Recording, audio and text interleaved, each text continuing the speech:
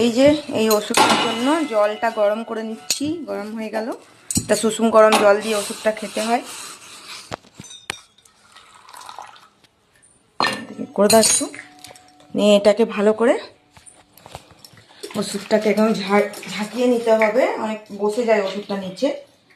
তো 30 ml জল, সুষুম গরম জল আর 30 ml এই ওষুধটা হয়ে গেল।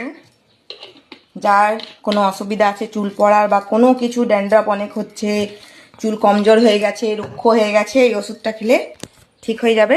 তো নাও, খেয়ে নাও, খালো। এর এখানটা এই যে পুরো একদম চুলগুলো উঠে গেছিলো, নিয়ে এটা খাওয়াতে অনেকটা চুল এখন হয়েছে। আর টেস্টটাও ভালো না গো, টেস্টি। যে আপনারাও দেখে নিন।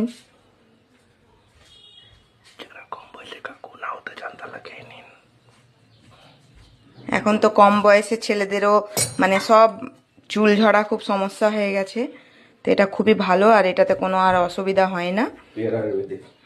পিওর আয়ুর্বেদিক, এটা কোনো অসুবিধা হয় না এটা খেলে, খুবই ভালো শরীরের জন্য। তো আজকে বানাবো ছোট ছোট আলুর দম। তো নিয়ে এসেছিলাম এই আলুগুলো, খুবই টেস্টি লাগে খেতে। তো এখন ধুয়ে নেবো এগুলো।